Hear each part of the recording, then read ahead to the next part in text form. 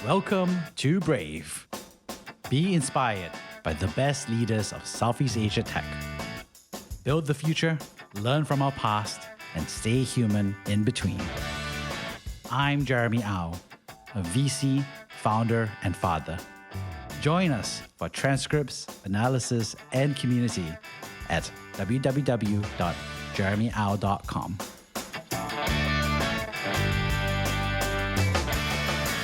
Hey, Tamir, welcome to the show.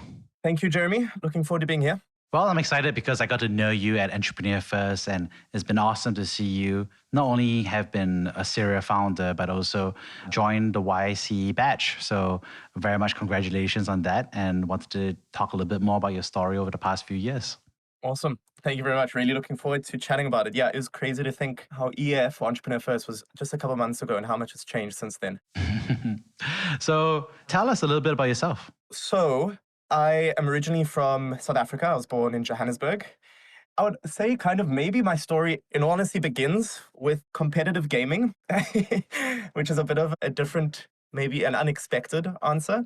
So I used to play more computer games that was healthy when I was younger. However, what that pushed me to do or inspired me to do is get really interested in computers, because I was really interested in how to improve the performance of my game in order to be a better player. And as I was doing that, I was like, hey, this computer stuff is pretty fun and you can do some pretty cool things with it. And I was like, oh, you can get paid to do that? Because my parents were not going to let me be a professional gamer for a living, even though I wanted to. So I was like, okay, I'll do the next big thing and go into computers. So I decided to study electrical and computer engineering at the University of Cape Town and went through university 2 years. I'm sure we'll get into it, but I started a startup because I was getting quite frustrated at the university system. I didn't feel like I was learning a lot. I built that startup. It was a big inflection point in my life, my career, and my outlook. But I would say that's a okay spark notes on me. Awesome. So I got to ask, what games were you playing? It was Call of Duty. Oh, Call of Duty. Call of Duty 4 in specific. You got to tell us, what was your favorite loadout? If anyone's listening, it was Call of Duty 4, so you had very few loadouts and a version called Pro Mod. So I like playing SMG, AK-47U, rushing people, being fast. I think it's reflecting now similarly. Like, I don't enjoy sitting still, I enjoy moving. So I think that personality trait has kind of extended through it. Okay, so there you are, and instead of becoming a pro gamer, you decided to learn to be an engineer. So why did you choose that major? Was it just because you wanted to be more of computers? Yeah, I guess I wasn't sure what I wanted to do. I had no idea what I wanted to study at the time. And this seemed like a good bet because I was just studying computers for fun. So I was just programming different things in C++ to Java just because it was cool. And I was like, okay, if this can turn into a career and I'm enjoying it, let's go for it. And as well, the general thing was like engineering seems to be quite flexible.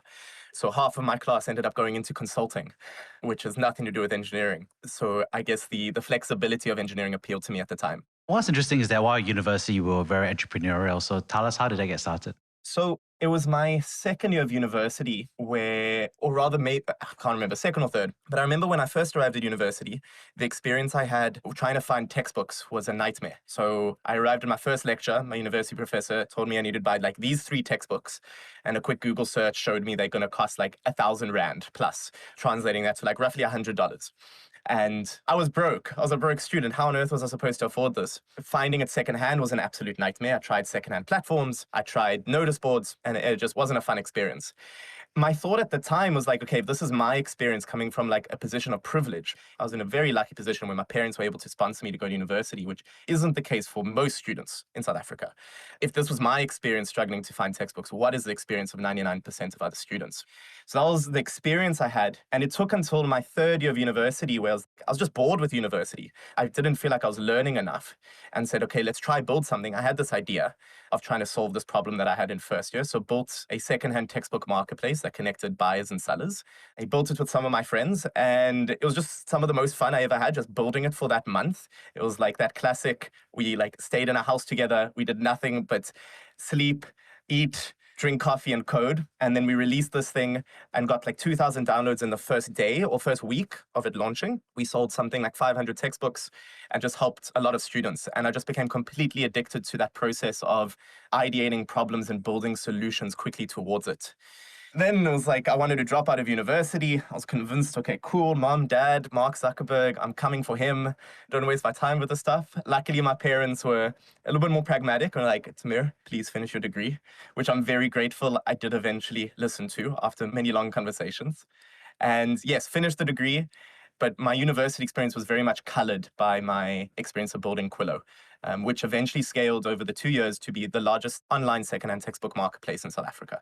Amazing. And why do you think so many people want to drop out of college if the moment they have some entrepreneurial success, a little dose of it? So how do you think that is shaping up? Like, it's a good point, right? I think it does take a certain type of person, because I started with 3 other friends and they very much didn't. They were like, I want to focus on my studies. I was like, I'm getting out of here. But I do think it ends up being quite common. Honestly, it's just so much more exciting. The university, you're sitting there, you need to study for exams, write essays, whatever it might be. Whereas this other thing, every unit of work that you put towards it, you're creating something. And that something has an impact on somebody else. It has this real world tangible output and this potential. You're always seeing this upside. And I think being a first-time founder, you're naive to how hard it is. So you're overly optimistic to be like, oh, Mark Zuckerberg did this, name entrepreneur X, and you don't realize the sampling bias or the survivor bias that exists there, that you're only hearing the stories of success. And so you're going to assume you're going to be successful.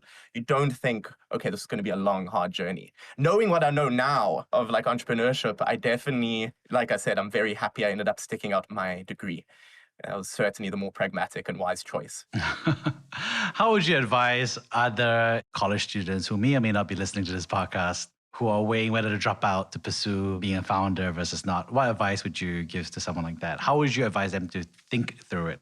Yeah, it would highly depend on your financial. 99% of the time, don't do it, I think is the simple answer. 99% of the time, it is just not worth it. The risk that you take, because the university is expensive and it's tough to go back. From a financial perspective, from every angle, it's a tough decision to go backwards. And it really is something that just gives you the safety net. One thing I've really learned kind of doing this is it's scary if you don't have a safety net. You're unable to think creatively. You're unable to take the risks you need to take as an entrepreneur. If you feel like these risks will end up with you like losing your job, not knowing where you're going to sleep at night, those aren't the situations where you're productive. Those aren't the situations where you make amazing things. It's really in situations where you feel relaxed and comfortable. So I think having a safety net is such an important thing. If your product and some magical thing, and there is, it's always going to be 0.01%, it just takes off and it works, but it's always impossible to know. I don't know. I think 99% of the time, don't drop out. Finish your degree, make sure you're stable, and then look at pursuing entrepreneurship afterwards. You're young. You've got your whole life ahead of you. And there you are. Obviously, you have the whole life ahead of you and you're working at Quillo. And what's interesting is that you start shifting gears because you start building different things and you also move to Southeast Asia. So could you talk us through what's happening here? This all happened in the space of a year and a half. Not even. 2020, I think for most people and for the world, was the craziest year ever in the sense of a pandemic, but also for what it kind of translated for more pragmatically or more realistically for me. So 2020 was the year I graduated. I finished electrical computer engineering and I was like, cool, I'm free. I finally listened to my parents. I've got a year of one runway where I'm just going to run with Quillo. I'm going to do all the things I've always wanted to do with it. And 2 months in, worldwide pandemic, COVID, everything shuts down. And so students weren't at university. So all of a sudden, the core value proposition that I was going for just wasn't being used. People don't need textbooks if you're not attending university. And I had an idea, just as people were talking about it more and more, I just saw like this idea, which was people are really going to want to know the statistics. People are really going to want to know how many cases are there, how safe is it to go outside, can I get news? Because there was also just a lot of disinformation. People had no idea. I remember when it first came out, what were some of the things? Like drinking soap was like, this could cure you of coronavirus, or taking a hot bath. Just a lot of dangerous and fake news. So I was like, okay, there's a strong demand for these statistics. There's a strong demand for like authentic news. So I decided to get together with a friend, be like, hey, let's build a weekend project. I literally sent him, there's a Rick and Morty episode. They build an app, Jerry and this alien. And like, there's a famous meme. It goes like, do you want to build an app? And that was literally the meme I sent him. And that meme changed my life because I said to him that we ended up building this thing. And this went even more viral than Quillo. Within the first weekend, we had more than 500,000 website hits. And all of a sudden, news journals and articles just starting to reach out.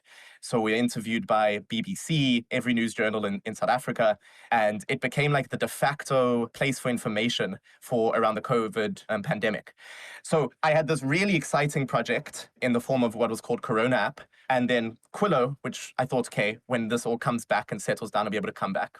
And so I put 100% of my energy head down into Corona app, and I really thought this could have a really positive impact on the community around me. I started working on that 2 or so months in, a lot of crazy stuff. I'll skip over the details. I get approached by a project with the South African presidency. So that South African presidency set up a lot of these tech projects to help use tech in order to just help the country in whatever ways. So there was one on like track and trace, so tracing people who are sick and trying to get the people around them to quarantine. I was approached to ask, hey, can I be project manager for hospital research? So kind of the idea was if a hospital in Joburg was doing something, could we get the hospital in Cape Town to know about it? If they need this particular piece of hardware, how can we get this piece of hardware that's over here? So ventilators, masks, PPE, etc. Can we get them over there? People were doing all kinds of hacky stuff. So it was really to like rally a community around that. And I just said yes. I was like, oh my goodness, working for the South African presidency, let's do it. So then moved on to this project. And it became apparent that the biggest problem was a huge PPE crisis. So the PPE supply chain just completely collapsed because all of a sudden you had a 10x demand for gloves, masks, and other things, and the existing supply couldn't handle it. Hospitals and doctors would have 1 or 2 suppliers that they would usually trust, but now those suppliers didn't have. And so they went elsewhere, but there was no system in order to verify if PPE these sellers were legitimate. And there were horror stories, millions of dollars that people got scammed out of. Heard of a guy that spent $20 million on masks, other equipment. He arrives at the warehouse to come and collect it. The first few layers of masks are actual equipment, and the rest is just newspapers. $20 million worth. PPE was being delivered and transported by armored vans. It's like it was more valuable than gold. So that became apparent. And then I was like, wait, I have this experience. I know this sounds like a marketplace problem. You have buyers and you have sellers, and you need some sort of way of connecting legitimate sellers to legitimate buyers. Having the experience I had with Quillo, I was like, okay, I know how to set up a marketplace quick. So I did that, and that started going just an incredibly exciting but very stressful time. And over the course then of 2 months working on that project, we delivered thousands of PPE items to frontline workers by actually connecting them to legitimate suppliers. Yeah, that would be my kind of 2020. I'll pause there for a little bit. And how did you end up in Southeast Asia? In the background of all of this, rewind to 2019, December. I was in Johannesburg visiting my sister. I was working on Quillo, and I finished like breakfast with my family. You might be saying, wait, how does this end up in Southeast Asia? But you'll see. I finished breakfast with my family, and then I was like, I need to go to a coffee shop and do some work. So I went to this one coffee shop, and I saw this one guy who was sitting on his laptop coding. And I looked at it. I ordered my coffee. I went and sat down. I looked up again. I was like, I'm just trying to like read his code. And eventually I started feeling quite creepy. And I was like, okay, I'm just going to go and ask this guy, like, hey, what are you building?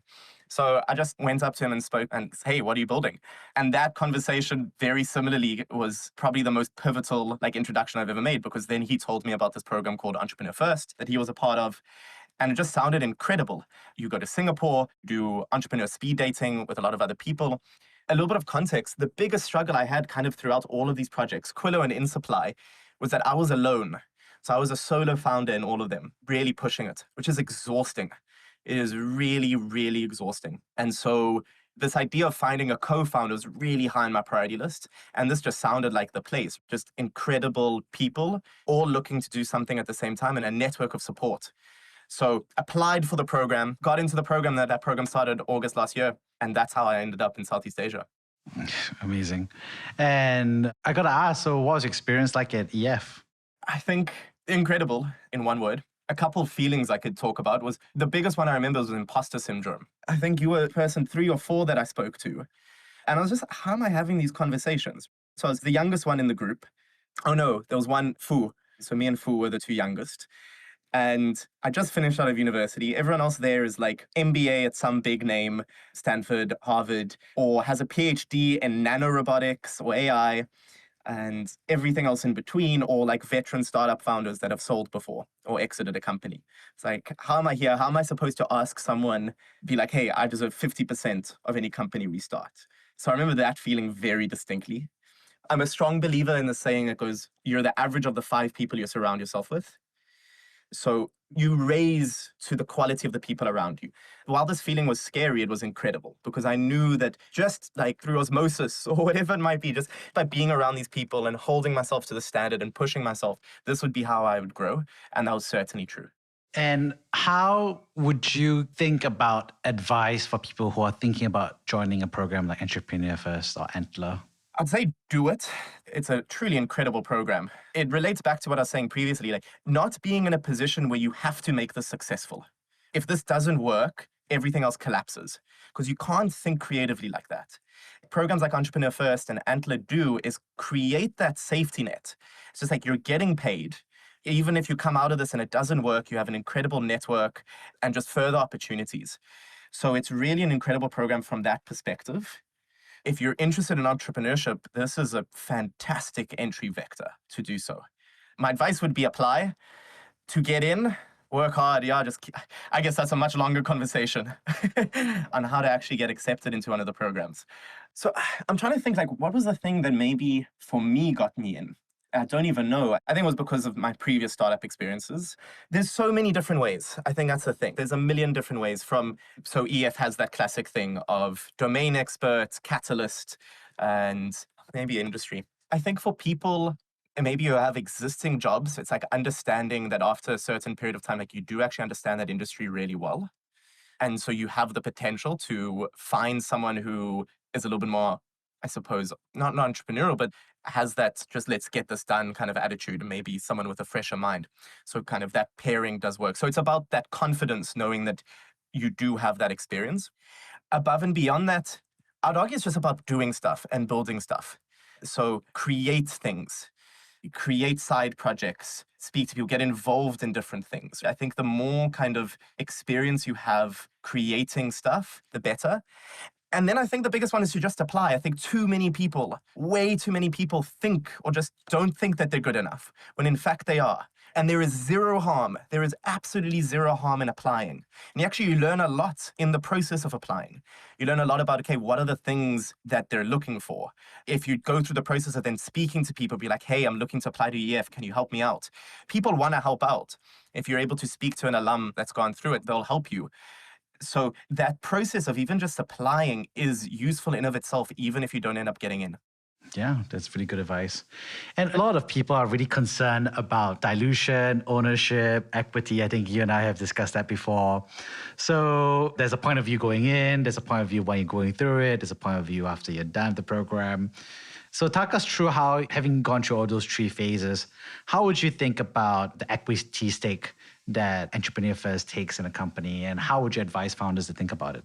So it's interesting. From my initial perspective, and this is as well for context, I suppose, South African venture capital, because I never knew how small of a market it was until I came to Singapore. So this idea of getting 65,000, like their stock investment is 65,000 US or 75,000 US dollars for 10%. In South Africa, that is a great deal. That is fantastic if you can get $75,000 for 10%. Some of the investment offers I was getting at Insupply or previously was 200,000 Rand for 20 or 30%. What's that? $20,000, $30,000. So the scale of the market and I suppose the perspective you're coming from plays into that. So initially it wasn't a thought even.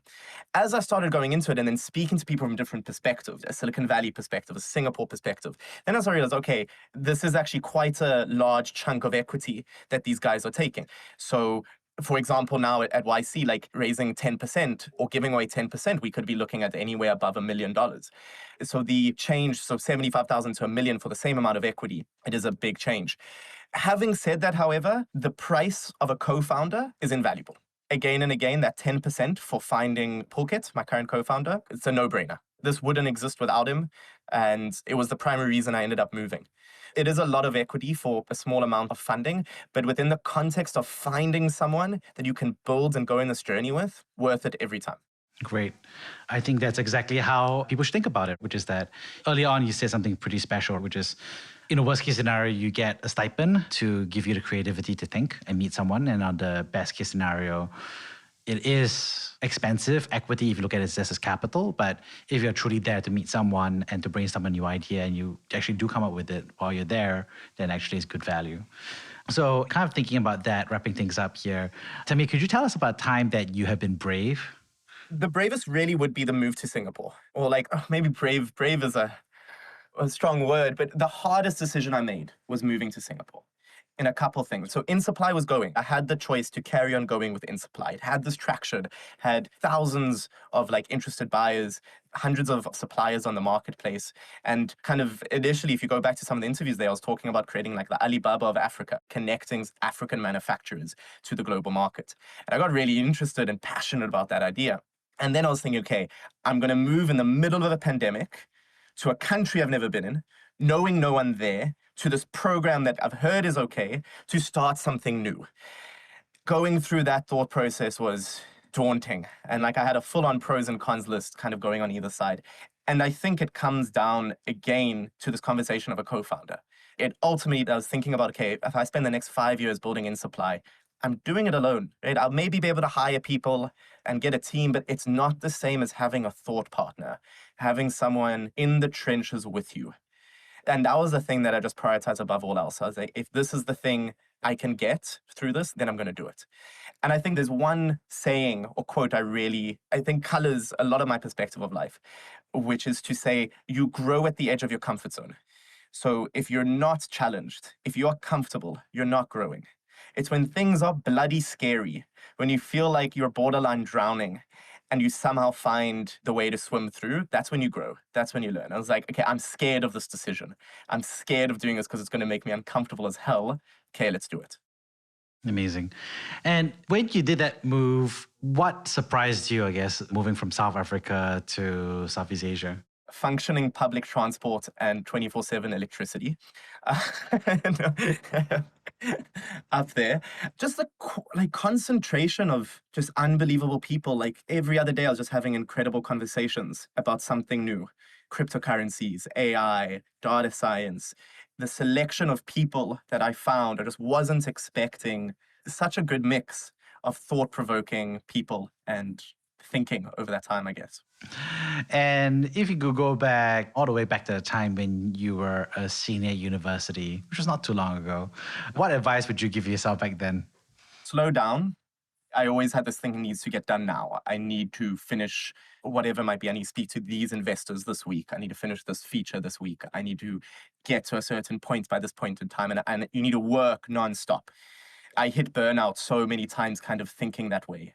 The key thing I realized is that you're doing this is a heavy topic to end on, but you're doing it to live in the moment more. It's not about the process of building this kind of stuff. The reason I do it isn't for the destination. It isn't for some sort of end goal that you eventually reach. I think we're very good at convincing ourselves that once we arrive at a certain point, then we'll be happy, we'll be fulfilled. It's never the case. Whenever you arrive at point X, it's then point Y, and then point Z, and then point A, whatever it might be. The thing I kind of realized going through a lot of this burnout and hardship was the thing to prioritize is just enjoying the moment, kind of optimizing for, am I having fun right now?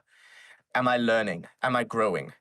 If I could get that, I still struggle with that sometimes, I think we all do today, but if I could make that so much more clear to me 2 years ago, the level of happiness that I'd go through those 2 years would be so much greater. Amazing, Tamir. What a story. So I'd love to wrap up by summarizing the 3 big themes from this conversation. The first, of course, is just this journey of being someone growing up in South Africa and making that set of decisions around what you want to do with life, from gaming as a career to being an engineer to exploring and catching the entrepreneurial bug. So that's really a fun story. And I think the second, of course, is a little bit about the debate about incubators and matching programs like Entrepreneur First and Antler, about how to think about equity, how to think about matching, how to think about what the risks are. And lastly, of course, thank you so much for sharing about your founding journey. And one of the reflections that you've had is really about really taking a moment to pace yourself and not burn out too quickly. So thank you so much, Tamir, for coming on the show. Good summary. Yeah, no, it's been a pleasure. Been a lot of fun. Thank you for listening to Brave. If you enjoyed this podcast, please share this episode with friends and colleagues. Sign up at www.jeremyau.com to discuss this episode with other community members in our forum. Stay well and stay brave.